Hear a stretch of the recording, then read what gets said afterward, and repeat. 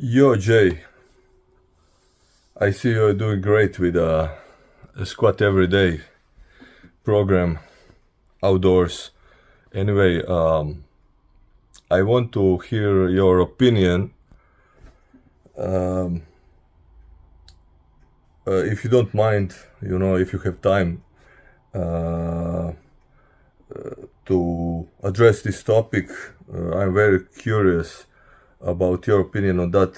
I've been thinking lately regarding bilateral and unilateral lifts for the lower body, squats and deadlifts.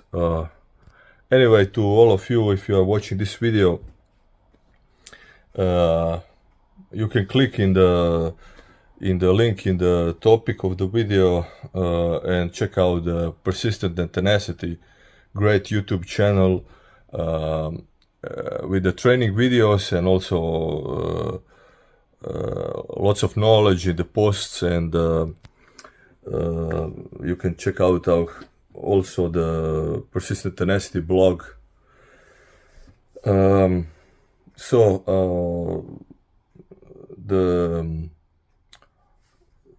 The YouTuber behind the Persistent Tenacity, Jay, has knowledge out of no-nonsense practical experience from training, but also very, very deep, profound conclusions, all things training related, strength,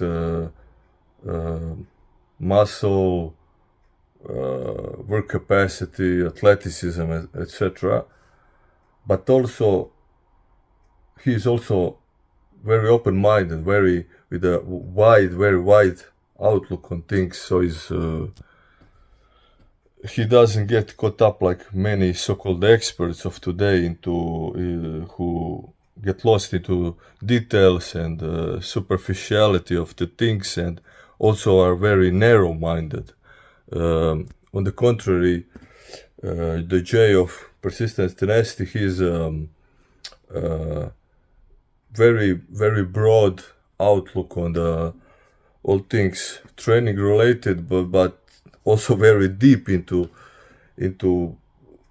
his conclusions in his knowledge.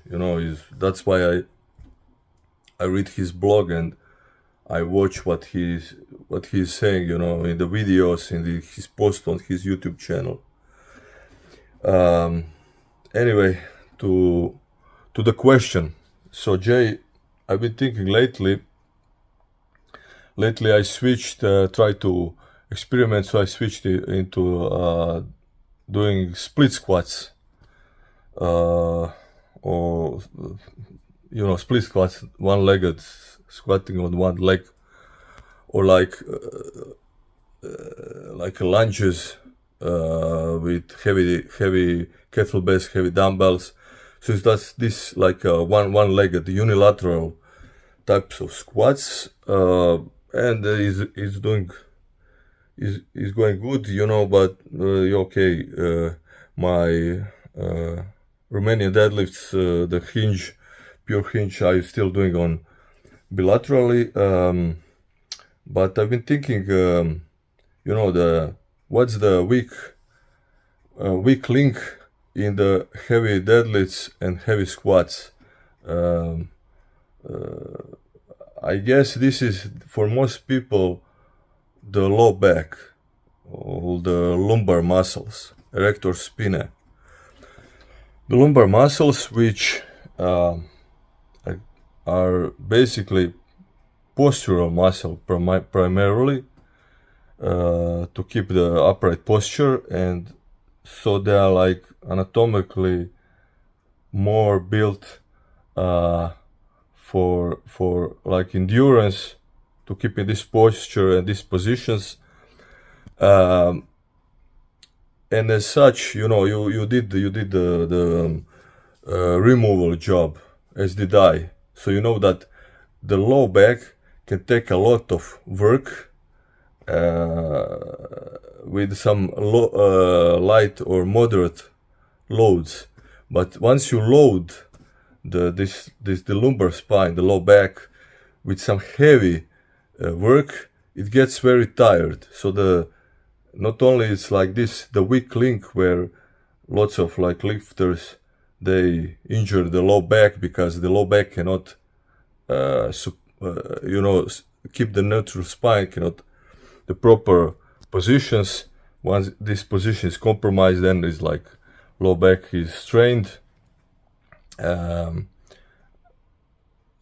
And also deep heavy squats, it's also like straining this low back, which is not made to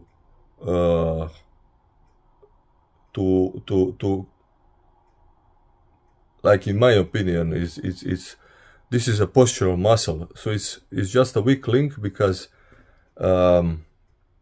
we move zigzagging unilaterally, whether you are throwing a rock or you're sprinting or you kind of jump.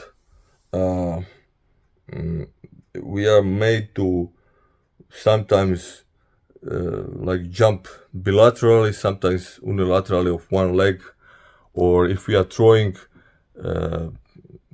if you're doing like a medicine ball throw, like backwards, you are going to use this the bilateral stance, of course.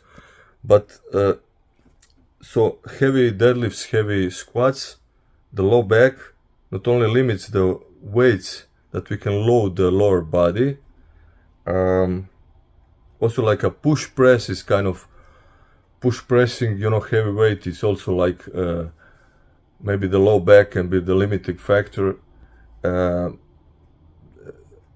So it's a limiting factor how much intensity we can put, how much weights we can use, and also once you overload the low back, the lumbar spine, it kind of takes a lot to recover, that muscle.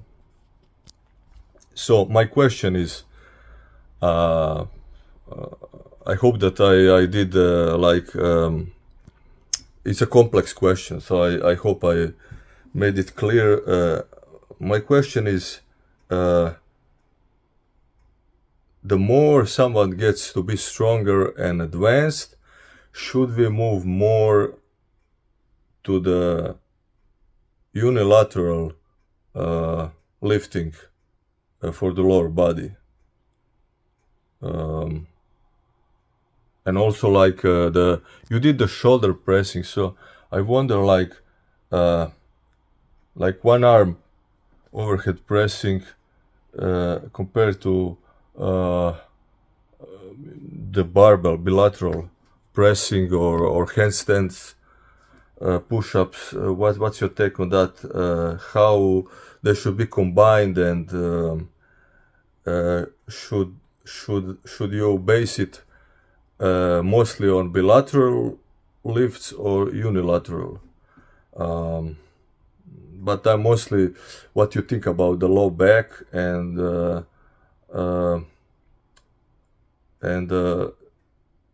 bilateral squats and heavy deadlifts, and of course the frequency, which also like